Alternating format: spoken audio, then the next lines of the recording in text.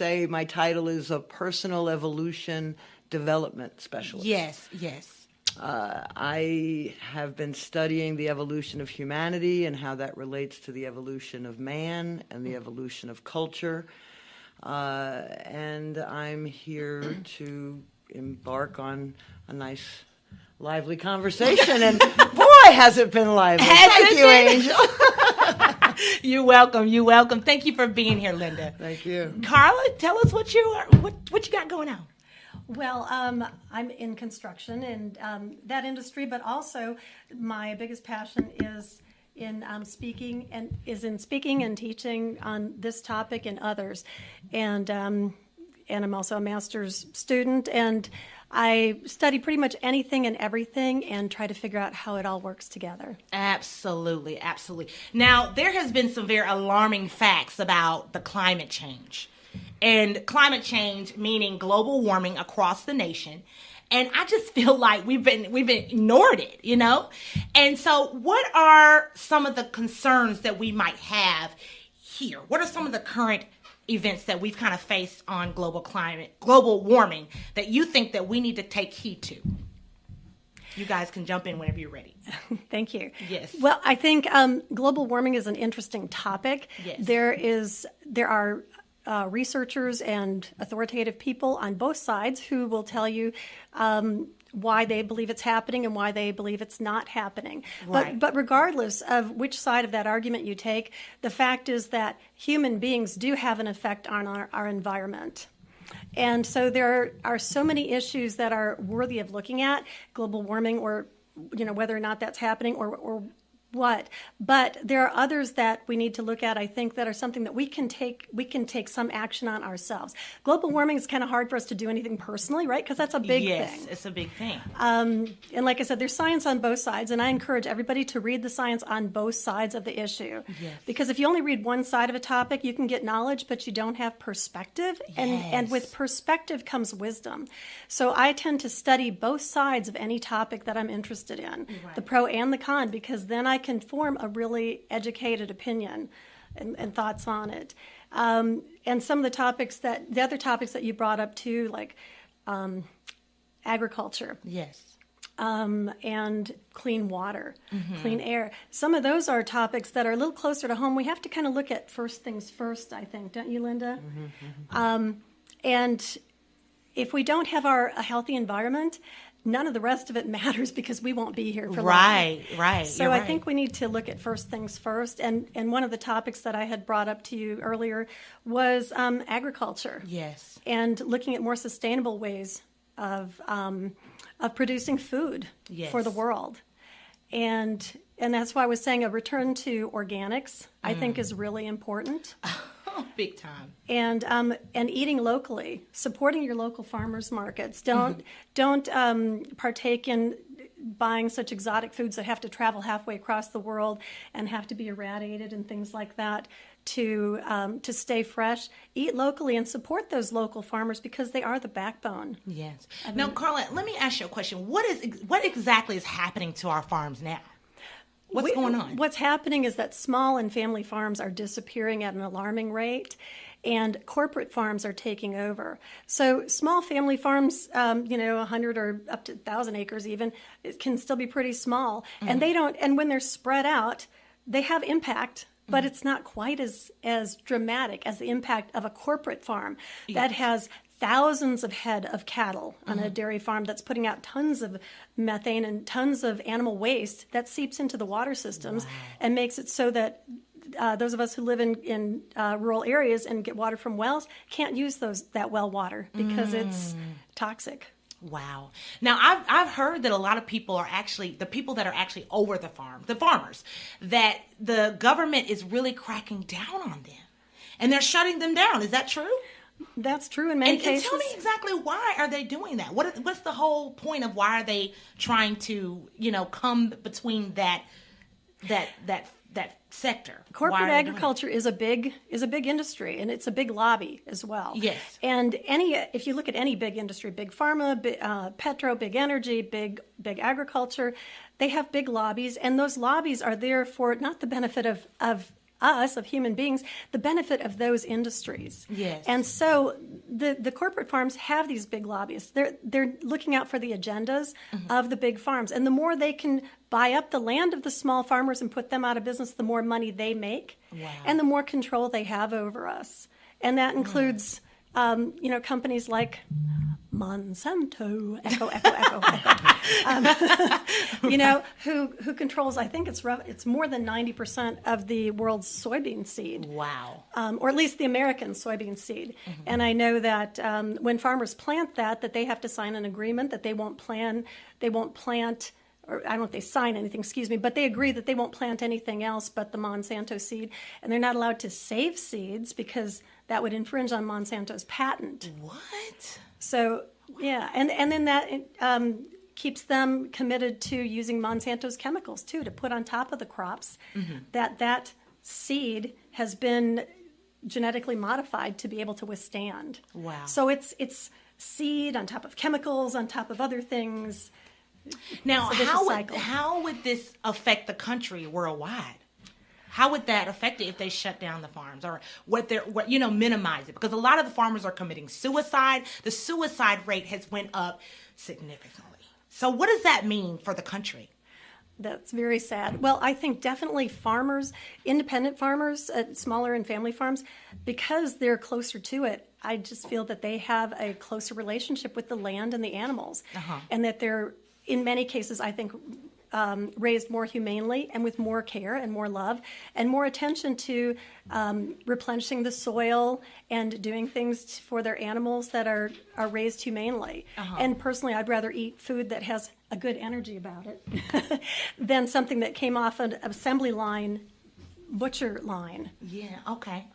So, well, how can the farms universally be saved?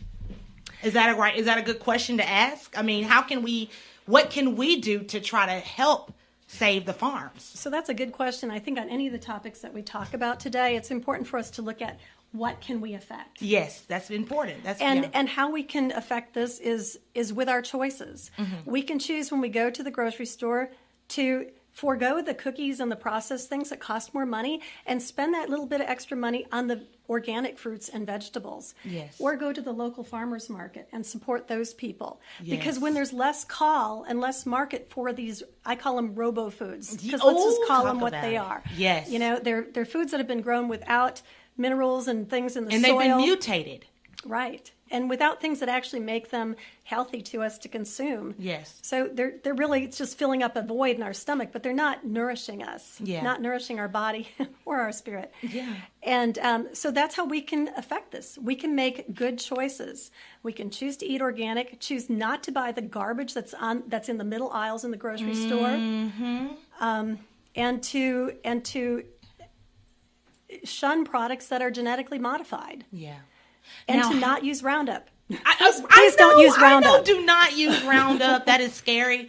But listen, I want to kind of go a little deeper on the mutation, the food that we're eating. Like, for example, the little small grape tomatoes are mutated. They're not real tomatoes. A lot of the broccoli that we're eating is not real. Like give more example of things that you were eating and we don't even realize it's robo food. Right. Like, what are some other things that we don't know about? Well, for example, corn.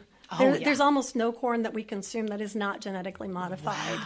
Wow. And most of the corn has been engineered to be able to withstand Roundup. And as I understand it, there's also an insect DNA that's been introduced into a lot of corn too, and it creates a natural enemy to the corn borer and other pests that consume corn. And so what that does is sort of explode the stomach of the pest that eats the corn. Whoa. Well, since this has been implemented in farming, one study that I read suggested that there has been an influx in stomach issues, in health issues in human beings, stomach and digestive issues. And these things haven't been around long enough for us to understand the long-term effects. Wow. And that's the problem, is that everything that we're potentially going to talk about here today, they rush to market because it's all about profit. It is. It's not about people, it's about profit. Yes. And they rush these things to market before they've been significantly tested and we don't know the long-term effects. Yes. And that's why it's so important for us to be aware. We can no longer just sit in idle complacency and think the government is going to take care of us, because really the government is kind of on the side of corporations and business. It's not really so much for the people, even though they might make you think that it is.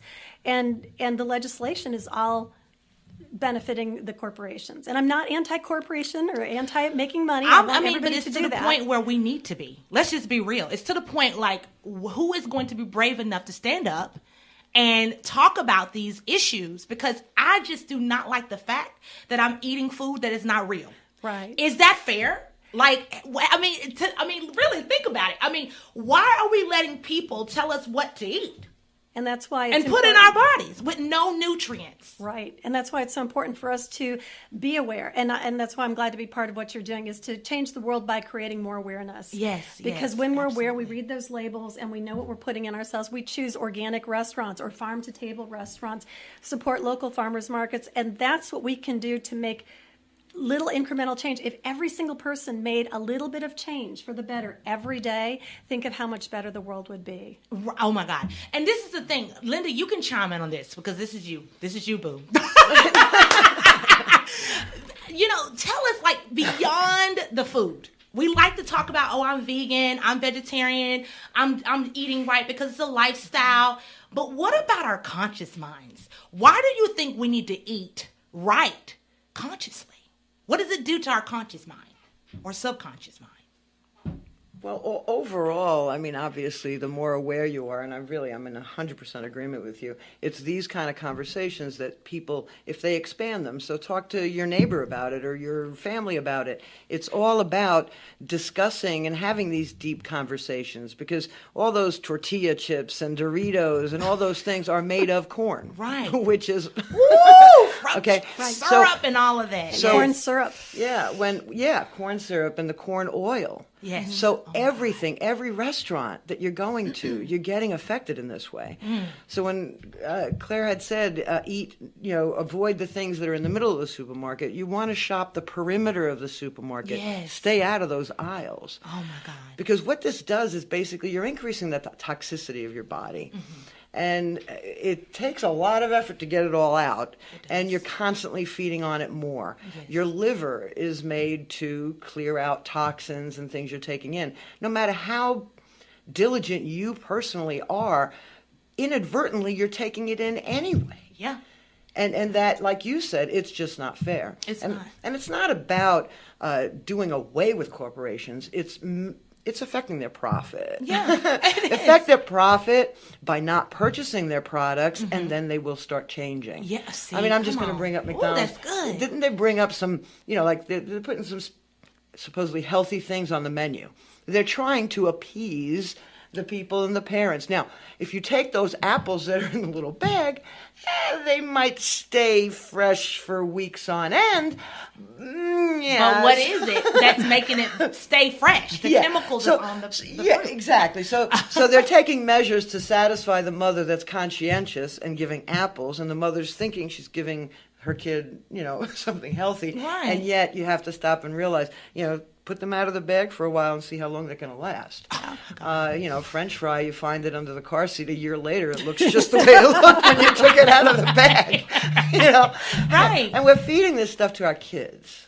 And with the Roundup situation, the gastrointestinal tract and the cancer, colon. Lymphoma. It's causing lymphoma. Yeah. Big time. Well, it's causing the whole body to be in a stress mode. Because these are all chemicals and things that are totally foreign to nature. The human body, I mean, God created us.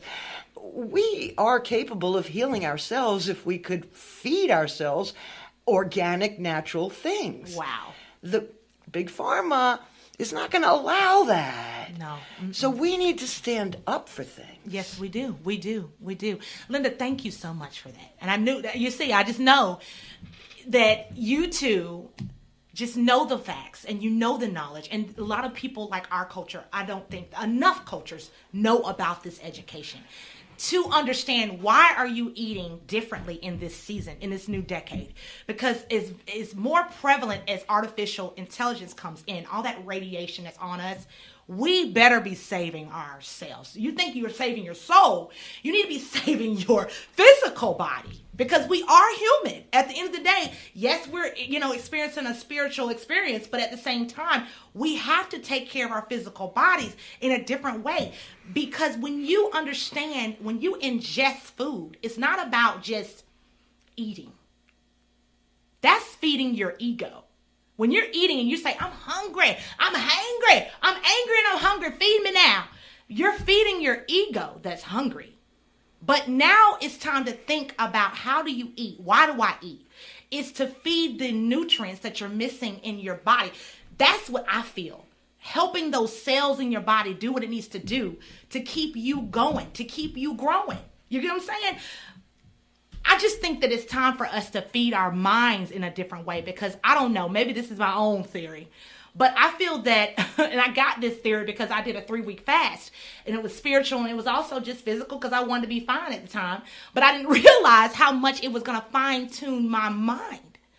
Oh my God, I felt like I was superhuman after that 3-week fast, and I was juicing. And that's why I'm so quick to get a juice in the morning instead of going to get an egg or bacon in the morning or something. I don't eat bacon, but you know what I mean?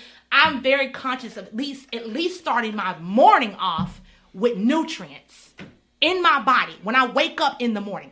I may not be, the most healthiest woman. I might not be the skinniest thing in the world, but I feel good. I'm thinking well. I'm thinking. You're getting rid of all that fog that's in your brain. And people don't realize how important it is. They don't want to talk about that side, that supernatural side, that food can help you be superhuman. If y'all want to tune in on that, keep on going. But y'all want to say anything on that? Well, yeah, I do want to jump in on that, because you said something about feeding the body. It's not just about the body. Let me put it this way. The body and the soul are one, right? Mm-hmm. We are navigating this earthly plane through the body, which is the soul. In order to even be motivated and to become more aware of everything that's going on around you and what's coming in, some people have intuition. I mean, I met a woman during the summer. We were having a salad and we were in Greece, and she goes, I could literally taste whether or not there's chemicals on a salad. Oh, wait. She has that degree of intuitiveness and taste buds and things like that. So the healthier you eat, the clearer your mind is. But the clearer your mind is, that's how your behaviors are affected.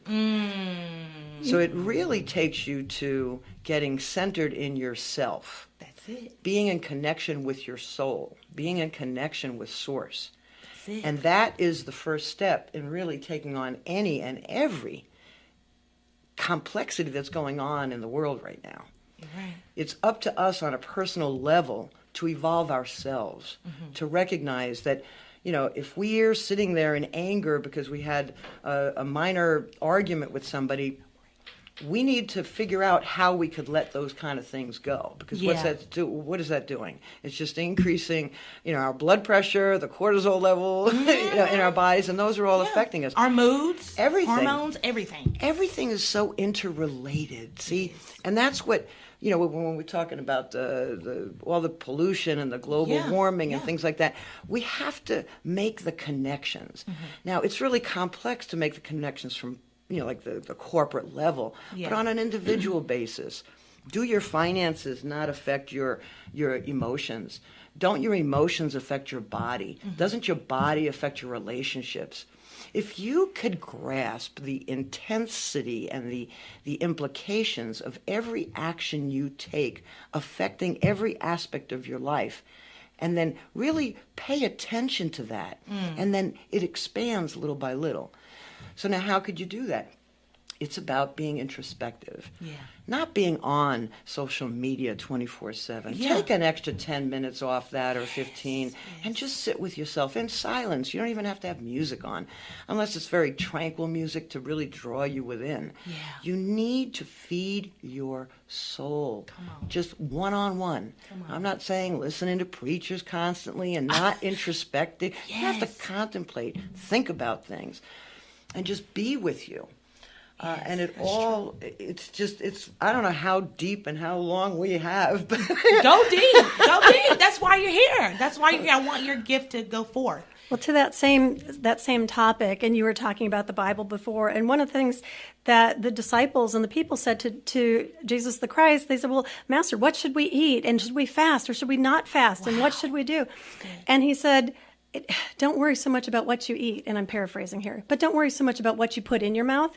What's more important is what comes out of your mouth. Ooh. And what that means is, Carla. or what that means to me at least, is that how we perceive things, what we say, our actions, and how we're looking at things in the world. So although it's very important for us to be aware of our food and where it comes from and to make those good choices, because that's something we can do to affect this physical world that we reside in, but it's equally and maybe even more important as to how we perceive things, how we choose to look at something. Some people, they'll come in a room and the first thing they do is complain about the traffic or what happened in the drive-thru or what happened at work or whatever. How do you, as Linda was saying, how do you choose to conduct yourself? Are you somebody who looks at the positive side of thing and looks for the good in others? Or do you always want to look at the negative? Because that is just as important. Our overall consciousness and awareness of ourselves and how we come across and our soul is just as important as what we do. That's important. And let's stay right there on the soul. My husband, he's Jewish, and we had a conversation late one night, and he said that the Jewish people are actually trying to convert over to veganism. They want to be clean as possible for spirit. They can hear from the source or God, whatever you want to call it. I call it God. I call it Jesus Christ. I don't care what you serve. It doesn't matter in this matter. This is right. You just need to know the knowledge behind how your soul needs to evolve. Now, he was saying the Jews want to go clean, because if you're clean in your physical man, like your outer man, that means your inner man is going to hear and be connected a little bit closer to God. Now, think about this. Now, this is my husband's theory. I cannot take credit for this, and it just blew my mind. He said, think about this. Why are we eating chicken and we don't eat a snake? We don't eat lion.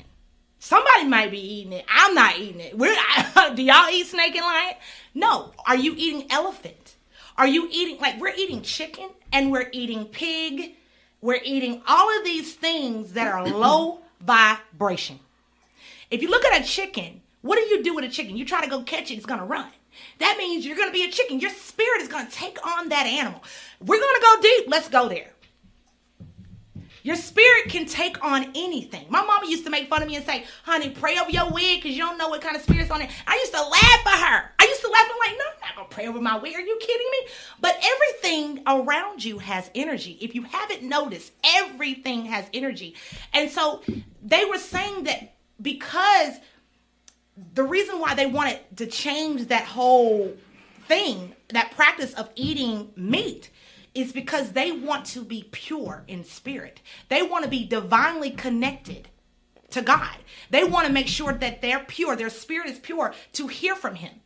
And honestly, when I was going through my fast, I heard, and I'm talking about that 3 weeks, I was cleaning, I was fasting, and I was detoxing, but I did not know that I was increasing my vibration. What is vibration? That is, somebody say your aura, your energy, spirit, your spirit. It doesn't matter. But people want to worry about their outside appearance so much in this year. You better let it go.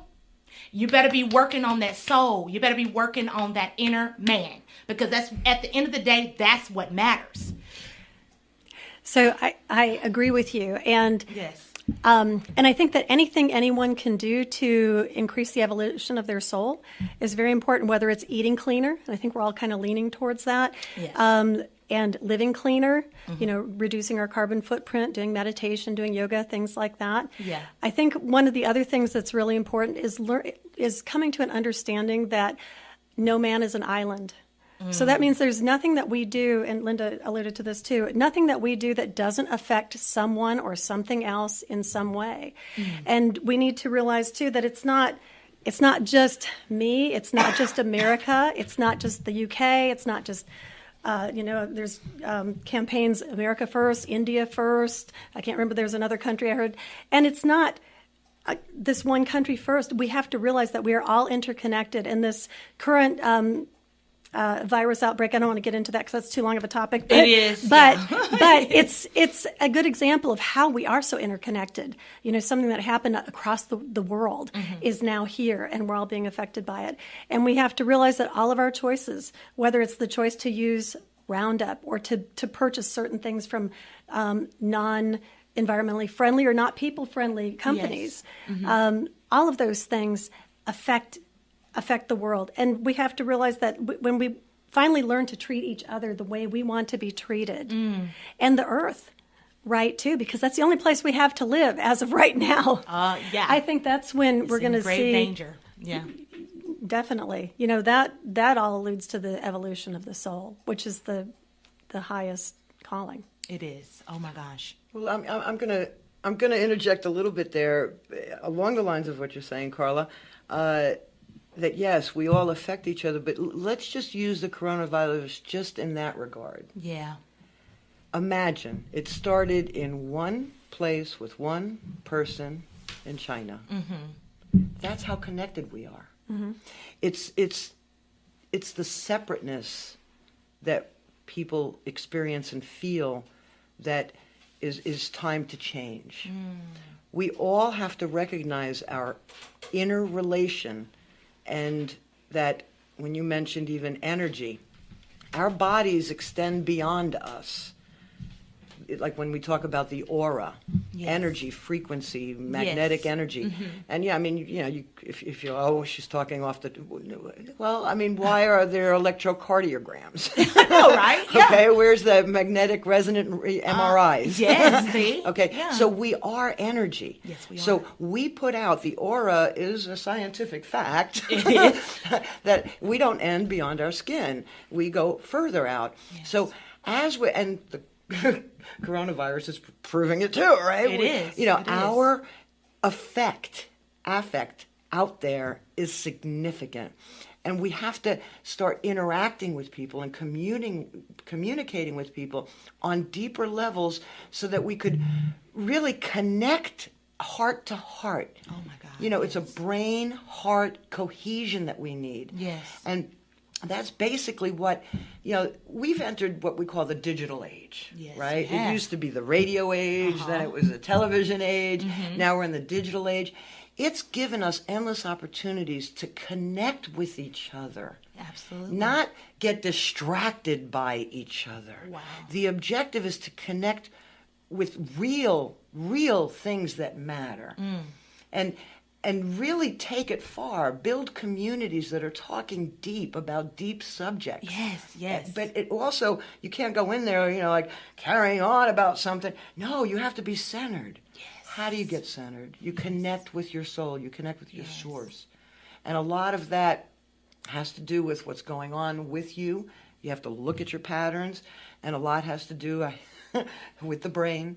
Oh, it does. The brain has evolved just like the human has evolved. I mean, we had the brain of a caveman way back when, right? I know, right. Our brain is evolving.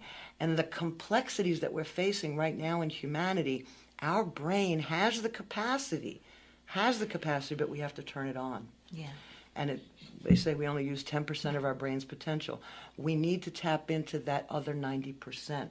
Wow. And there are techniques to do that. And once we increase our brain's capacity to handle the complexities that are out there, we could start being far more proactive than we are now. Tapping into the power that we do not use. And it involves, it also involves the energy. It's connected to the energy.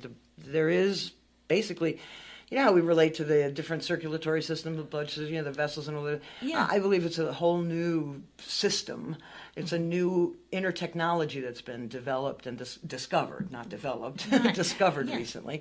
And it's really a matter of using it to affect the energy, because the more you increase your brain's capacity, the more you will start doing things naturally and organically that benefit you, your soul and your physiology, Yes. and the frequency that you're putting out will affect more and more people. That's so interesting, Linda, and probably enough for a whole nother topic on one of Angel's shows. But kind of bringing it back around to the environment, but everything else too that Linda said. I think a lot of it boils down to personal responsibility.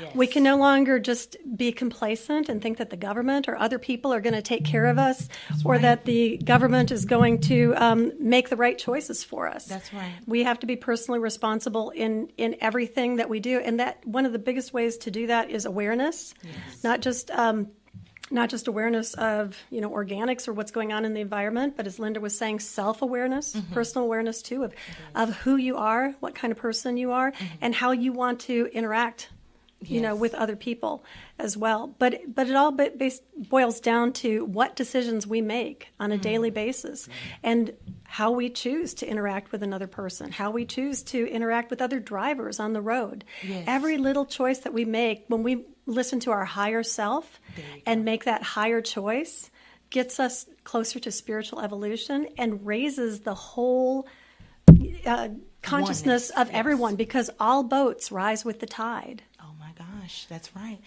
OMG. Like, this was really good. This was really profound. And I appreciate you sharing your wisdom and knowledge with us today. But, my main concern is I want people to start asking questions. Why is this and why is that? Instead of just going with the herd and just kind of following everybody and just putting everything in your mouth, and you don't know what's going on in your brain. You don't understand why you can't stop. You can't do this. You can't do that. You're not focused. You can't, because your spirit, again, like Linda and Carla said, is not balanced. And I think that that's what we need to focus on in this decade, is how can we get our soul, our spirit, our inner man in balance so that we can be better people to each other. Because right now, all of that hype, everything else that y'all are so focused on, even money now, is looking simple. Right now, what matters is our heart. Is the heart of the matter is each other. How can we come together to make a difference? Because we can no longer, like you said, stand and sit still and act like nothing's going wrong, and we're not standing up. If you don't like how things are going, let's do something about it. I don't know what's going on. I have been burning in my spirit to make a difference. And I know we're running out of time, but if you would allow me to get this in, because we have to talk about this. This is why we're here. And if we need to switch, just let me know. I really need to get this out. So, Carla, I want to talk on 5G just 2 minutes, because this is important that we don't pick up stuff that's going to cause more havoc in our lives. Kind of tell us the health concerns or the health effects of 5G really quickly. Well, the thing is that 5G is a really new and pretty much untested technology, and we don't really know the long-term health effects of it. And they're in a big rush to roll it out, because they know that once people discover it, they're going to be against it. And in fact, many countries already are either halting, slowing down, or completely banning 5G, saying that they aren't going to let their people be guinea pigs. And I applaud those countries for taking those actions. Yes. And I think you can see more cell towers going up every place. And one of the things that's different about 5G is it uses millimeter waves, and they're smaller, more targeted and focused waves. And they need more cell towers because the waves don't travel as far. Right. But there's more of them, and what they're trying to promote is that now you can run your Internet of Things. All the things in your house that are connected to the Internet, you can run off this 5G. They're still going to keep 4G, however, for other things, yes. right? So now we are walking around every day, and even more of these radio frequency is going to be going through our bodies. And studies have shown that that's detrimental not only to humans, but also to plants and to animals. Yes. And Yes. And I think you see a lot of the marketing and advertising is about how much more you can do, and they say that it's going to take the lag time from our videos and things downloading from 20 to 30 megaseconds down to 10 megaseconds. Wow. Well, I don't know about you, but I get bored waiting for my stuff to download that extra 20 milliseconds. And it drives me crazy because I'm always constantly uploading, and my phone is so slow right now. I'm like, the thing is, though, that thing? what did we do 20 years ago? We had to actually, or 30 years ago, we had to get up and walk over to the TV and turn the channel. What did we do? But the fact is that we need to realize that we can't get so complacent and so lazy, really, that we expect everything to happen yesterday, because that's pretty much what it is. Right. And what we're going to do is what we need to do is look at, does the risk outweigh the benefit? Wow. Because there's a lot of risk. And what are some of the risks, really quickly? What are consequences? Well, the frequencies, they've already shown that there's been increases in different types of, I think it's called gliomas or tumors in people's heads that are on the side of the ear that they usually talk on the phone. Wow. There's more neurological effects, psychoneurological effects. Psycho is big. That's why I feel like a lot of people are offing themselves in this season because of artificial intelligence. People having difficulty sleeping. Yes. There's all kinds of things. You could probably just name it, and it would have an effect on that. But the fact is that we are energy, as Linda said, and energy is a frequency. And now you're beaming a whole new frequency at our bodies, and that's just not good for us. And I don't want to get into a lot into anything negative, but I will say that certain militaries have used the 5G technology as a non-lethal crowd control weapon, and it can cause skin lesions and other things on humans.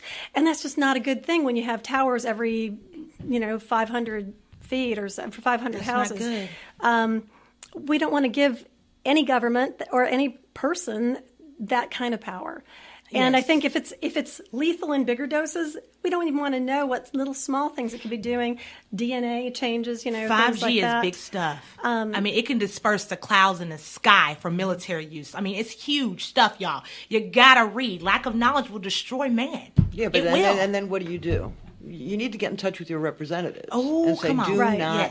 do not vote for it. Yes, there you go. If we don't take that action, I mean, we could listen to all this and say, oh my God, I mean, what can I possibly, little old me, do? Vote. You could pick up the phone. You could send an email. Okay, instead of spending that 15 minutes looking at people's whatever on Instagram, do something proactive. Send something proactive because every person matters. It does. We are in this together. Absolutely. And we have to team up. Yes. We have to. We have to.